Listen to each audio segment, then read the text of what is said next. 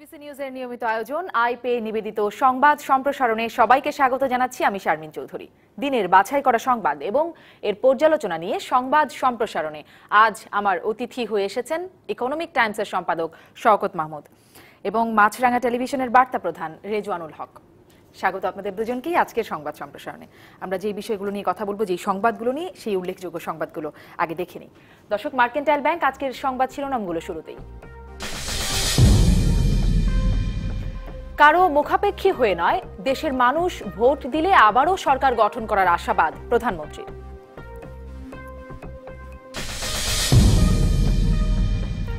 সরকারি চাকরিতে কোটা বাতিলের প্রস্তাব মন্ত্রিসভায় অনুমোদন, 2-1 দিনের মধ্যেই প্রজ্ঞাপন জারি।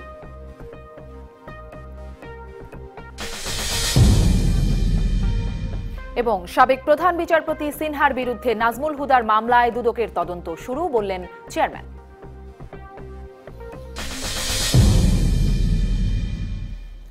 কারো মুখাপেক্ষী হয় নয়, দেশের জনগণ ভোট দিলে আবারও সরকার গঠন করবে আওয়ামী লীগ। জাতিসংঘ থেকে ফিরে গণভবনে আয়োজিত এক সংবাদ সম্মেলনে এমন মন্তব্য করেছেন প্রধানমন্ত্রী শেখ হাসিনা। এ সময় ডিজিটাল নিরাপত্তা আইন নিয়ে সাংবাদিকদের উদ্বেগের কিছু নেই বলেও সকলকে আশ্বস্ত করেন প্রধানমন্ত্রী।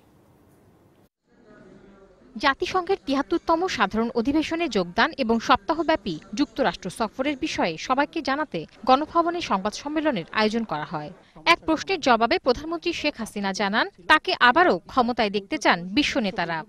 সকল রাষ্ট্রপ্রধান, সরকার প্রধান প্রত্যেকেই তাদের মনের আকাঙ্ক্ষাটা জানিয়েছে যে তারা চায় যেন আবার আমরা নির্বাচিত হয়ে আবার আগামী দিনের জন্য দেখা হয়। জনগণ ভোট দিলে আছে, না দিলে নেই, আমার না, তার জন্য কোনো আফসোসও নাই। তারপরেও যারা এখনো বসে থাকে যে সরকার চলে যাবে, এমন কেউ আসবে যারা এসে ওই যাদের মানে চাল নাই, চুলা নাই, কিছু নেই, মানুষের কাছে দিতে পারবে না, সংগঠনও করতে পারবে না, ভোটও চাইতে পারবে না, কিন্তু ক্ষমতা যাওয়ার খায়েশ আছে, তাদের খায়েশ পূরণ করতে যেহেতু মানুষকে খেসারত দিতে হয়। আমি এগুলি পড়া করি নাই জীবনের, আমি মানুষের জন্য কাজ করব সেই চিন্তা করে কাজ করছি বলেই আমি এগিয়ে যেতে পেরেছি, যাচ্ছি। ডিজিটাল নিরাপত্তা আইন নিয়ে সরকার প্রধান বলেন, মানহানিকর মিথ্যা তথ্য দিলে অবশ্যই শাস্তি পেতে হবে। কারো যদি অপরাধী মন না থাকে বা ভবিষ্যতে কিছু অপরাধ করবে এরকম পরিকল্পনা না থাকে, তার উদ্বেগ হওয়ার কোনো নেই। সরকারি চাকরিতে প্রথম ও দ্বিতীয় শ্রেণীতে নিয়োগের ক্ষেত্রে কোটা বাতিল নিয়ে মন্ত্রিসভার অনুমোদন নিয়েও কথা বলেন তিনি। আর মুক্তিযোদ্ধা নাতিদের জন্য এখন নাতিদের, তার নাতি বা নাতি ছেলে মেয়ে, আর নাতি বলে আমি চাই না, তার দরকার আছে বলেন আমাকে। সে যখন বলছে আর এই কোটা থাকলে খালি আন্দোলন, তো কোটাই নাই, আন্দোলনও নাই, সংস্কারও নাই। সাবেক প্রধান বিচারপতি এসকে সিনহার বিষয়ে কোনো মন্তব্য না করে বিষয়গুলো পর্যবেক্ষণ করছেন বলে জানান শেখ হাসিনা। কে সমর্থন করবে আর কে সমর্থন করবে না, বা বাইরের দিকে মুখাপেক্ষি হয়ে আমার রাজনীতি না, আমি মনে করি আমার জোর হচ্ছে আমার দেশের জনগণ। বঙ্গবন্ধুর খুনিদের দেশে ফিরিয়ে এনে দেশকে যে কোনো মূল্যে কলঙ্কমুক্ত করতে হবে বলে আবারও প্রত্যয় ব্যক্ত করেন বঙ্গবন্ধু কন্যা। এদের যেভাবে আনতেই হবে, ধরতেই হবে। বাংলাদেশকে অভিশাপ মুক্ত করেছে। Tahsina Jesi, DBC news, Dhaka. প্রথম ও দ্বিতীয় শ্রেণীর সরকারি চাকরিতে আর কোটা থাকছে না। এসব পদে নিয়োগ হবে মেধার ভিত্তিতে। তবে কোটার প্রয়োজন হলে সরকার সেটা পর্যালোচনা করবে। কোটা পর্যালোচনায় গঠিত সচিব কমিটি কোটা বাতিলের যে সুপারিশ করেছিল তা অনুমোদন দিয়েছে মন্ত্রিসভা। 2-1 দিনের মধ্যেই এই বিষয়ে প্রজ্ঞাপন জারি করবে জনপ্রশাসন মন্ত্রণালয়। বুধবার সকালে প্রধানমন্ত্রী শেখ হাসিনার সভাপতিত্বে তার কার্যালয়ে মন্ত্রিসভার বৈঠক অনুষ্ঠিত হয়। সেখানে সরকারি চাকরিতে নিয়োগের ক্ষেত্রে নবম থেকে ত্রয়োদশ গ্রেডে কোটা বাতিল ও বাকি গ্রেডগুলোতে অর্থাৎ আগে তৃতীয় ও চতুর্থ শ্রেণীতে কোটা বহাল রাখার প্রস্তাব অনুমোদন দেয়া হয়। দুপুরে সচিবালয়ে এ নিয়ে ব্রিফ করেন মন্ত্রিপরিষদ সচিব। 2 দিনের মধ্যেই প্রজ্ঞাপন জারি করা হবে বলে জানান তিনি।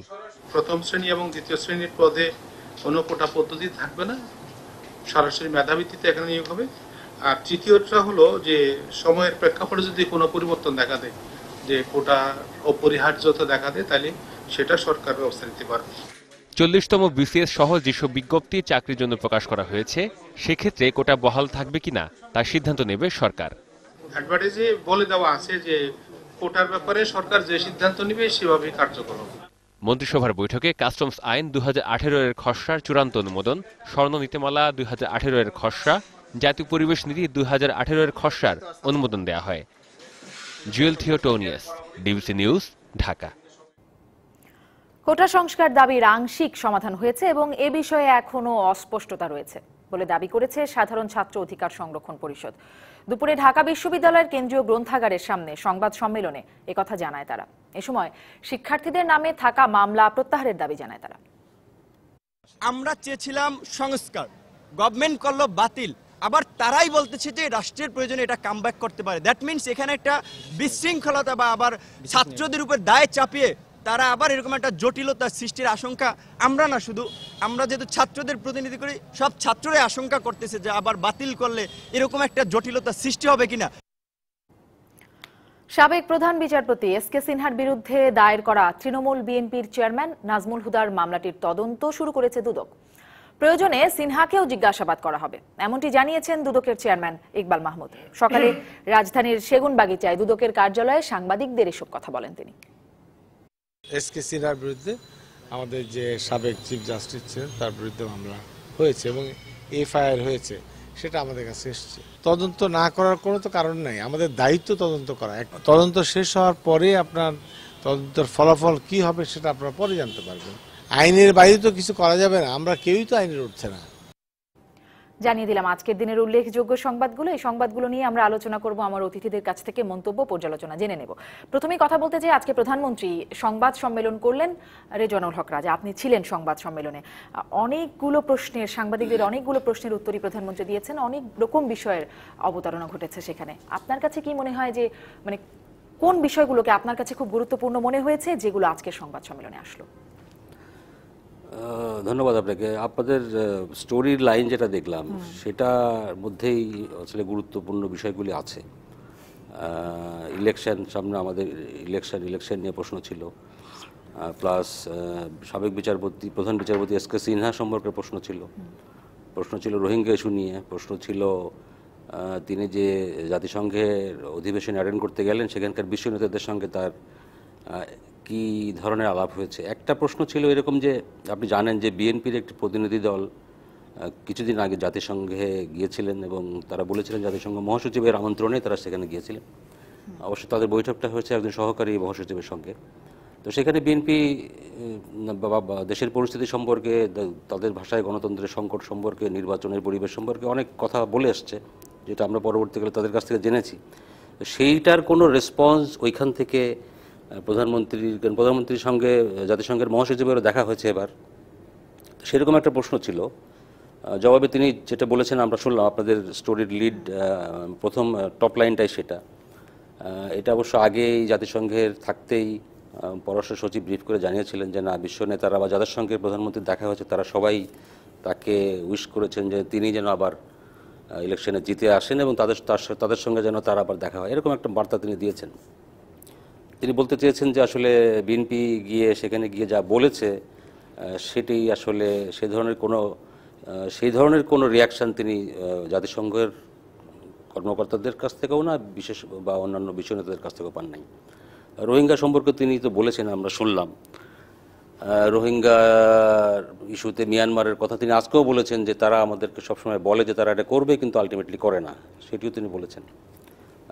আর একটি জিনিস লক্ষণীয় আমি যেটা দেখলাম যে সাবেক প্রধান বিচারপতি এস.কে. সিনহা সম্পর্কে যেসব প্রশ্ন ছিল সেই সব প্রশ্নের ব্যাপারটা তিনি খুব সতর্ক ছিলেন এই ব্যাপারে জবাব দেওয়ার ব্যাপারে, সেটা লক্ষ্য করলাম। এবং তিনি বলছেন যে তিনি ওয়াচ করছেন এবং আইন যা বলে আইন অনুযায়ী সেটা হবে।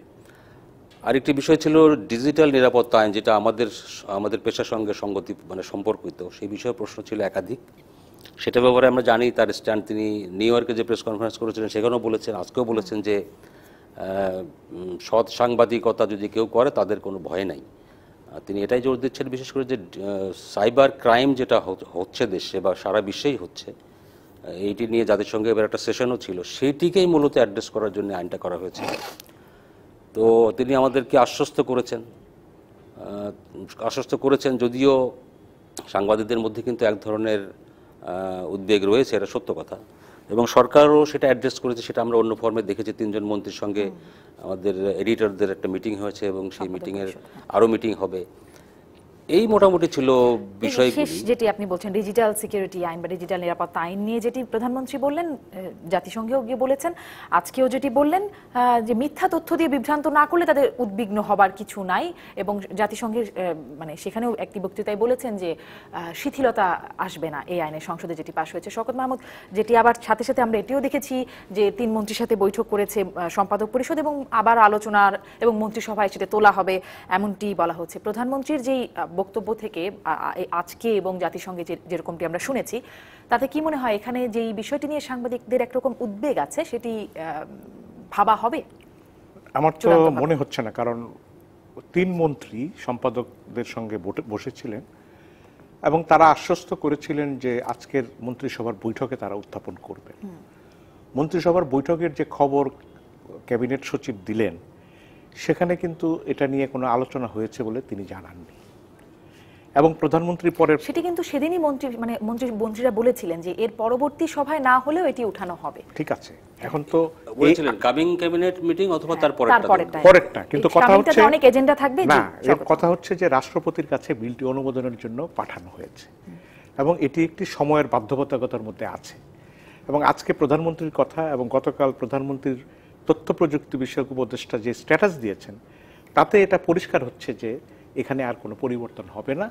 যেই উদ্বেগের কথা সম্পাদকরা জানিয়েছেন, সেই উদ্বেগকে এখন আমলে নেওয়া হচ্ছে না। কারণ প্রধানমন্ত্রী আগের কথাই বলছেন যে এটা সাংবাদিকরা কোনোভাবে এফেক্টেড হবেন না। কারণ একটা আইন একটা সরকারের আমলের জন্য নয়, কারণ এটা যখন বিচারের জন্য যাবে তখন প্রধানমন্ত্রীর এই আশ্বাসকে কোনো বিচারক ধর্তব্যে বা বিবেচনা নেবেন না। কারণ প্রধানমন্ত্রী যদি আশ্বাস দেন, আইনমন্ত্রী বলেছেন যে মামলা হলে তিনি নিজে মামলা করবেন, এগুলো কোনো বিষয় না। কারণ সাংবাদিকদের উদ্বেগের জায়গায় আছে এবং প্রধানমন্ত্রীর কথা এটা পরিষ্কার মনে হচ্ছে। এখানে একটু প্রশ্ন করি, এটা খুব শিগগিরই রাষ্ট্রপতি অনুমোদন করবেন এবং তথ্যমন্ত্রী আজকেও কাগজে বেরিয়েছে, তিনি বলেছেন যে এটা আইনটি অনুমোদিত হয়ে যাবে, তারপরে আলোচনা চলবে।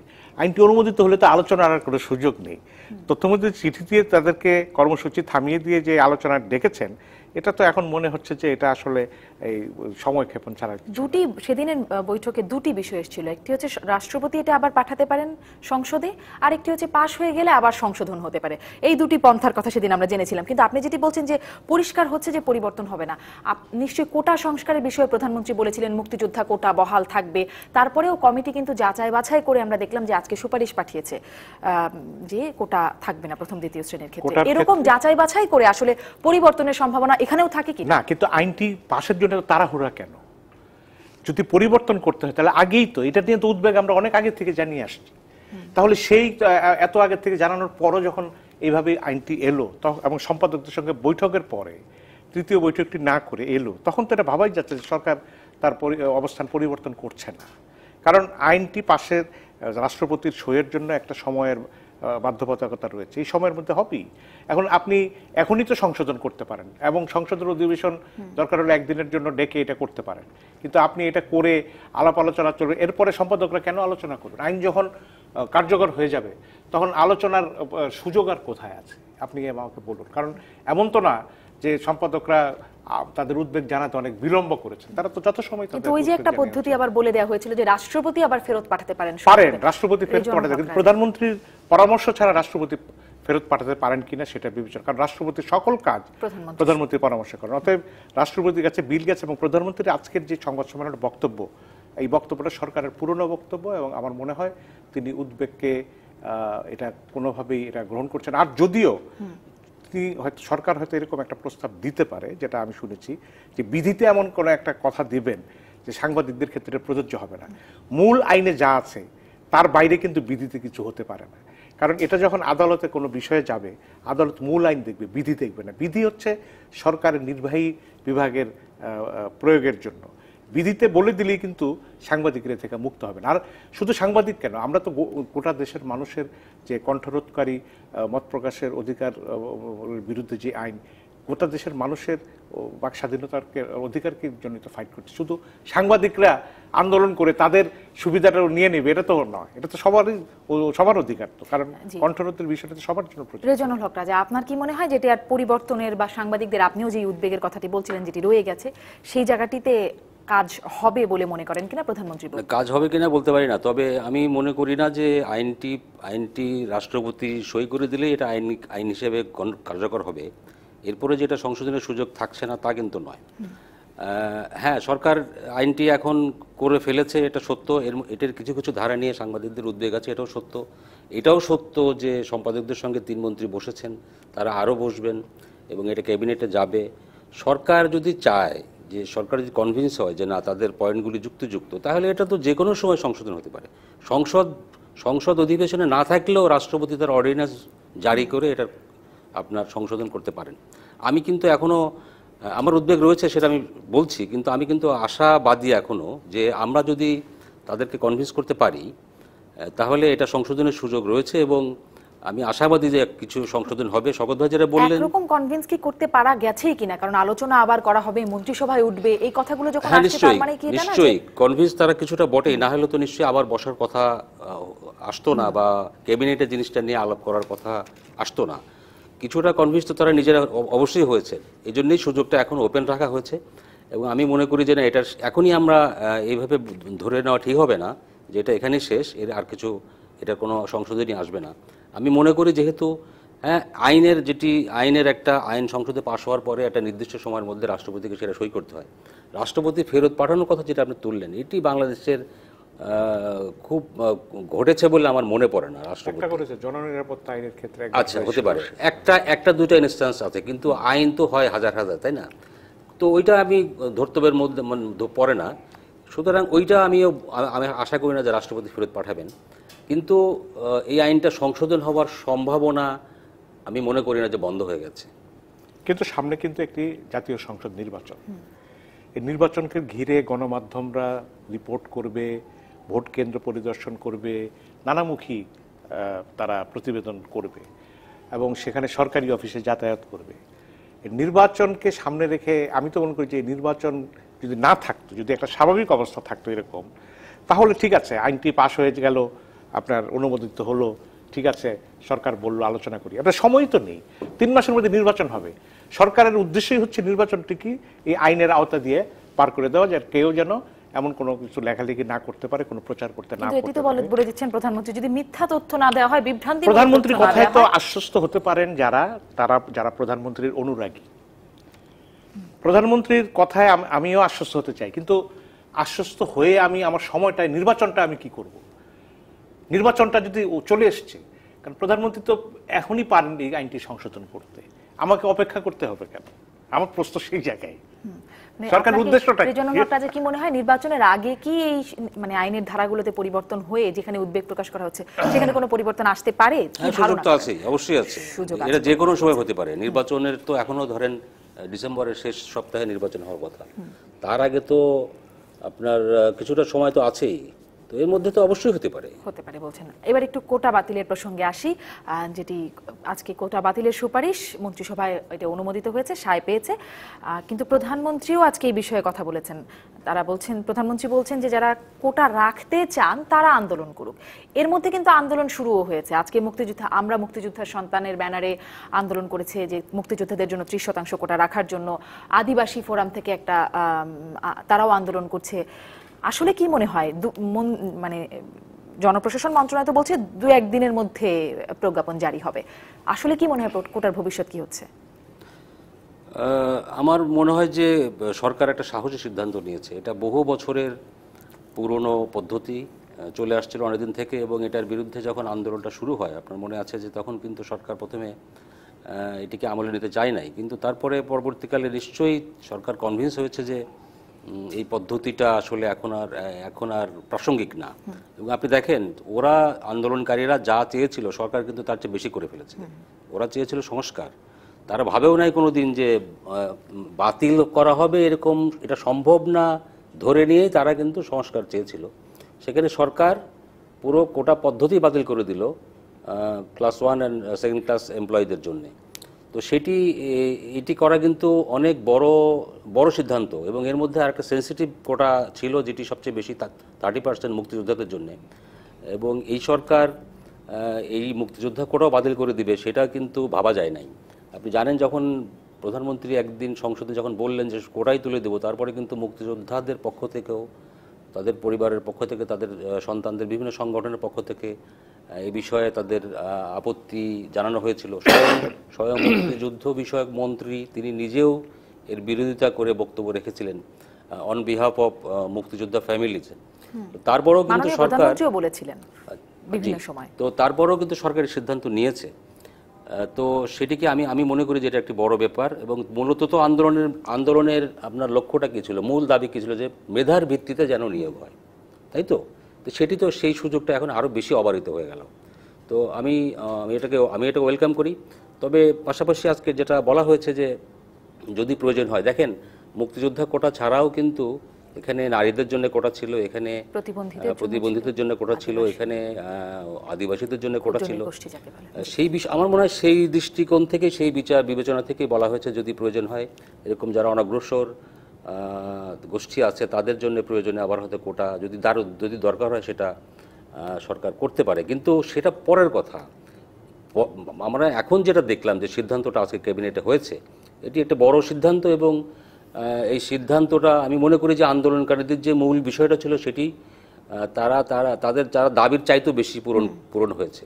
কিন্তু আন্দোলনকারীদের একটি বক্তব্য কিন্তু আজকে আমরা শুনছিলাম, তারা বলছিল আমরা সংস্কার চেয়েছি, বাতিল নয়। এখানেও তাদের আবার একটা সন্দেহ জ্ঞাপন করছে। আমি শওকত মাহমুদকে শুনে এসে আবার আপনার কাছে আসছি। আমি একটা শুধু লাইন বলি, তারা আজকে কথা বলছে, কিন্তু যেদিন সংসদে প্রধানমন্ত্রী বললেন কোটা তুলে দেবো, তার পরের দিন তাদের প্রতিক্রিয়া কি ছিল আপনার মনে আছে? তারা এটাকে ওয়েলকাম করেছিল, এবং তারা প্রধানমন্ত্রীকে মাদার অফ এডুকেশন এই নামে তারা তাকে একটা উপাধি দিয়েছিল। তাৎক্ষণিকভাবে তারা তো এটা মেনে নিয়েছিল। এখন যদি তারা এই কথা বলে তাহলে কিভাবে হবে?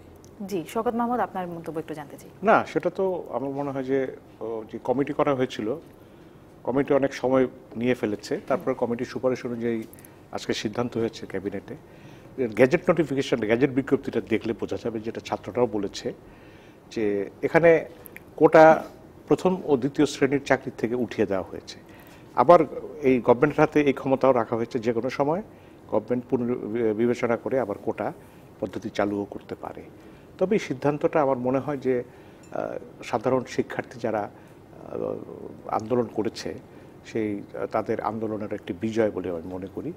সরকার সাহসের পরিচয় দিয়েছে, একই সঙ্গে এই সাহসের পেছনে আতঙ্ক আছে কিনা সেটা আমার জানা নেই, আমি বলতেও চাই না। কারণ সামনে নির্বাচনকে সামনে রেখে সরকার এখন শুধু দেয়ার মানে প্রতিযোগিতায় ব্যস্ত, যে সবার দাবি মেনে নেওয়া। খুব ভালো বিষয়, দেওয়ার প্রতিযোগিতা যদি থাকে, নির্বাচন আসলে এরকম দেওয়ার বিষয় আসে। তো এটা আমার মনে হয় যে সব দেওয়ার মধ্যেই কতখানি ভালো কতখানি মন্দ এটা আমাদের দেখার বিষয় আছে। তারপরেও আমি বলবো যে কোটা নিয়ে যে আন্দোলন হয়েছে, এবং আন্দোলন করতে গিয়ে তারা সরকারের হাতে যেভাবে নির্যাতিত হয়েছে, এখনো অনেকেই জেলখানায় আছেন। তো আমরা চাইবো যে এই প্রস্তাব আপনারা সিদ্ধান্ত নেওয়ার পাশাপাশি যারা আটক আছেন তাদেরকেও যেন মুক্তি দেওয়া হয়, কারণ তারা কোনো রাজনৈতিক কারণে এই আন্দোলনটি করেনি। সরকার নিজেই বলেছে যে এই আন্দোলনটি একটি খুব ন্যায়সঙ্গত আন্দোলন। আমরা একটা বিরতিতে যাব। মানে এই বিষয়টি যে কোটা বাতিলের যে বিষয়টি আসছে সেটিকে আপনি সাধুবাদী জানাচ্ছেন, মানে এই সময় এই প্রস্তাবটিকে আমি একটা বিরতিতে, মানে এটা বাতিলের কথাটা এই কারণে বলছি যে এটা সরকার তো হাতে একটা ক্ষমতা রেখেছে, বাতিল করা হচ্ছে, কিন্তু যখন বিভিন্ন নৃগোষ্ঠী বা যাদের নারী কোটা এগুলো যখন প্রয়োজন হবে সরকার আবার, এটা তো সবসময় সরকারের হাতে থাকেই, এটা তো সবসময় থেকেই। যে আমরা একটা বিরতিতে যাই, বিরতির পরে মাননীয় প্রধানমন্ত্রীর সংবাদ সম্মেলনে যে আরো বিষয়গুলো এসেছে, নির্বাচনকালীন সরকারের বিষয়ে কথা হয়েছে, কোন প্রসঙ্গে কথা হয়েছে, এই বিষয়গুলো নিয়ে একটু জানতে চাইবো। একটা বিরতির পরেই ফিরছি, দর্শক থাকুন সাথে।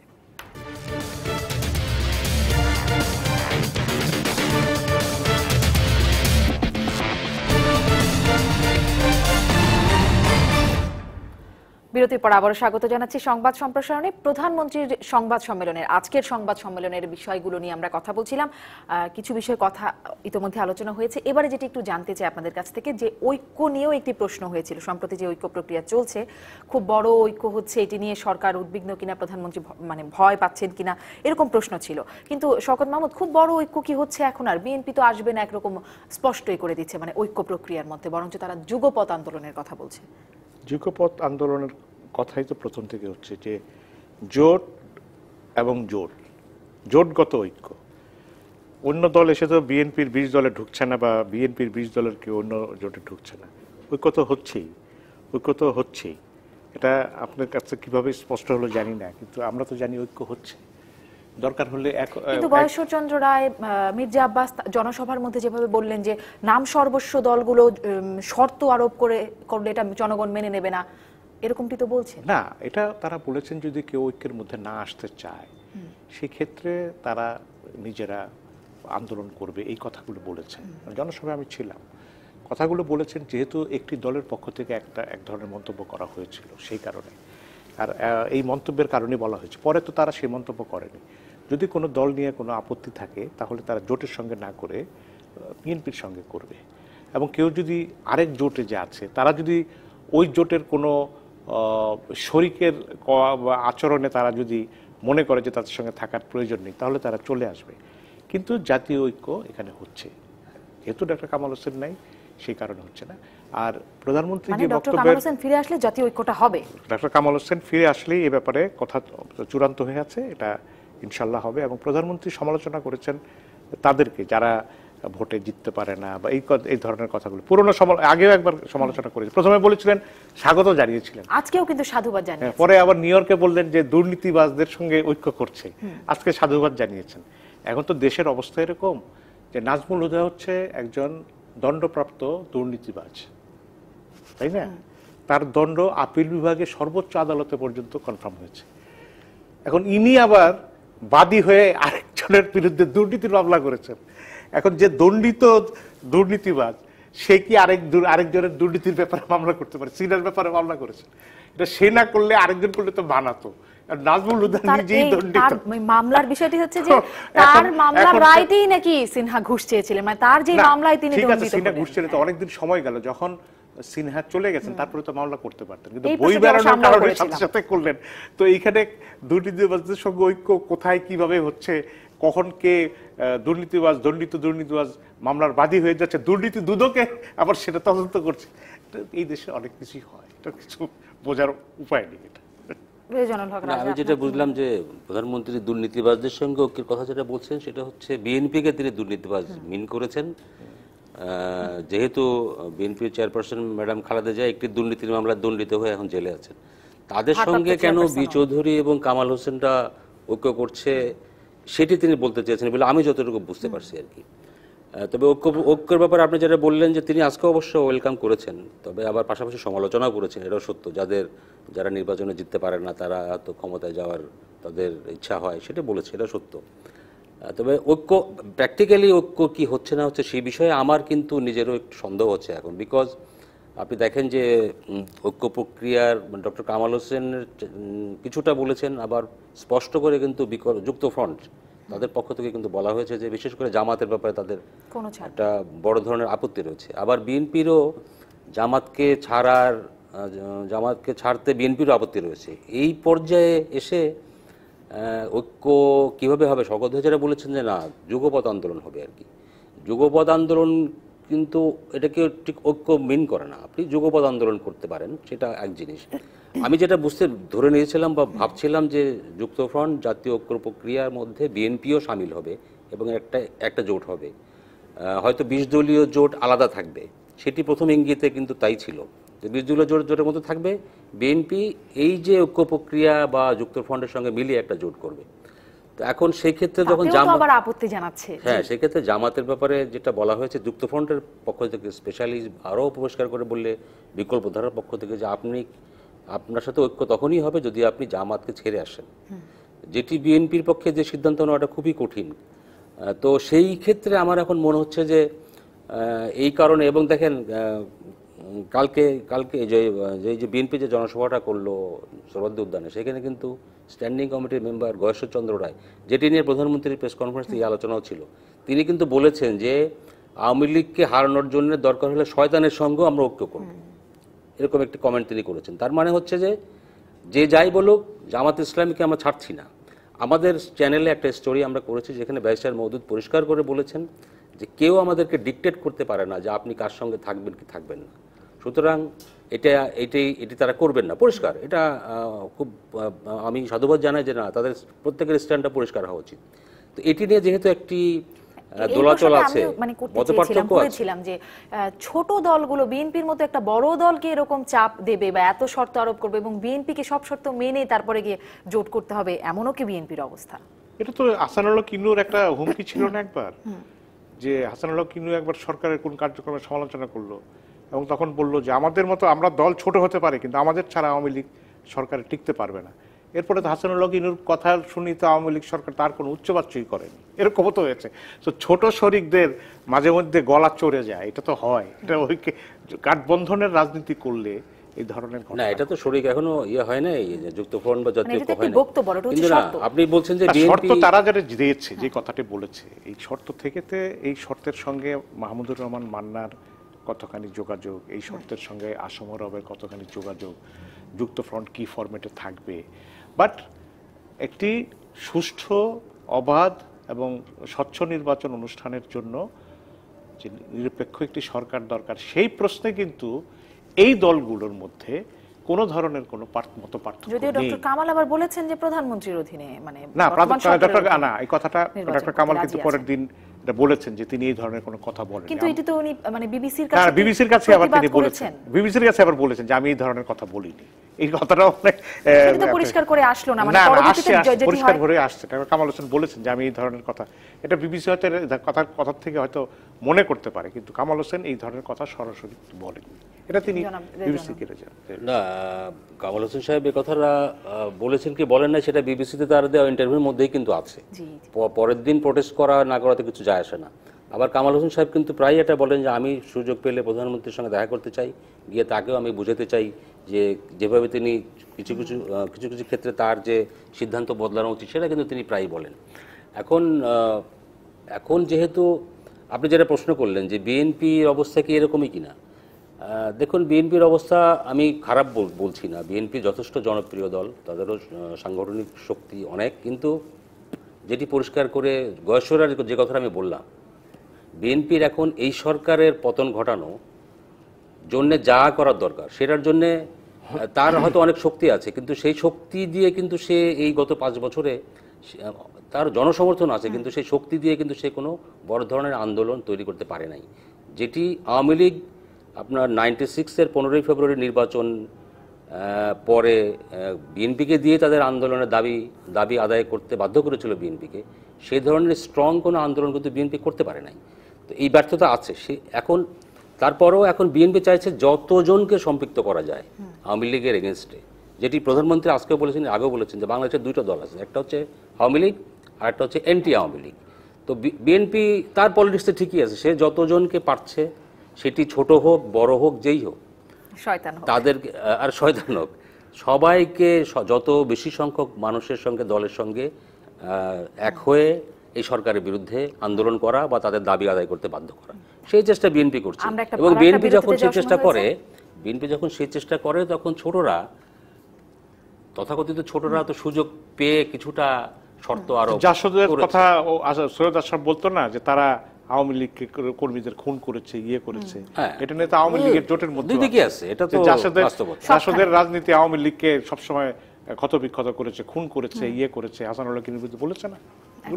জাসদ জোটের মধ্যে আমরা একটা বিরতিতে যাব এবং বিরতির পরে অনলাইনের খবরগুলো দেখে নেব। প্রধানমন্ত্রীর বক্তব্য, সংবাদ সম্মেলনের বিষয়বস্তু নিশ্চয়ই থাকবে, সেই জন্যই একটা প্রশ্ন করে যাই। নির্বাচনকালীন সরকারের এর বিষয়ে আজকে প্রধানমন্ত্রী কথা বলেছেন কোনো সুনির্দিষ্ট ফর্মুলা এখনো পর্যন্ত নেই, বিভিন্ন দলের সঙ্গে বসে আলোচনা করবেন, কিছু দলের সঙ্গে ইতোমধ্যে বৈঠক করেছেন এবং বাকিটা করবেন। বিএনপি তো এরকমই একটি দাবি করছে। শওকত মাহমুদ, আপনার কি মনে হয় যে এখান থেকে আসলে আলোচনার যে জায়গাটি প্রধানমন্ত্রী বলছেন কোনো আশা দেখেন কিনা? একটা বিরতি নিয়ে আসি, বিরতি নিয়ে এসে শুনবো। দর্শক, বিরতির পরে এই আলোচনায়।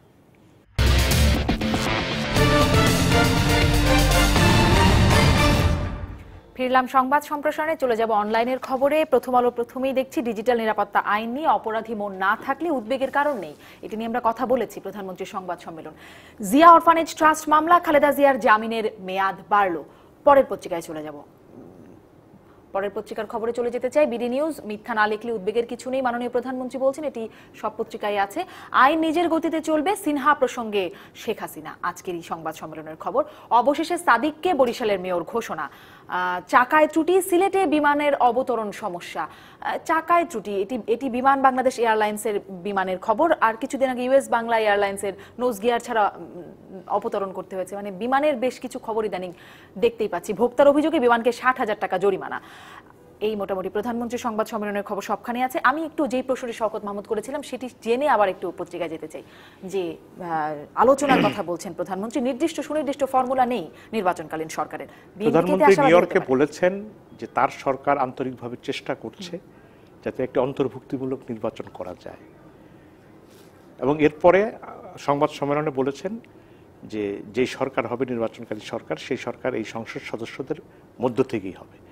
তো নির্বাচনকে অন্তর্ভুক্তিমূলক করার ক্ষেত্রে প্রথম এবং প্রধান শর্ত হচ্ছে যে এই নির্বাচনটা হতে হবে, নির্বাচনকালীন সরকার হবে নিরপেক্ষ সরকার। কিন্তু তারপরেও যেহেতু তিনি বলেছেন তার সরকার চেষ্টা করছে, তা আমরা অপেক্ষা করছি তার চেষ্টাটা কীরকমভাবে হচ্ছে, কিভাবে তিনি চেষ্টা করছেন, সেটা তো আমরা দেখার অপেক্ষা থাকতেই পারি।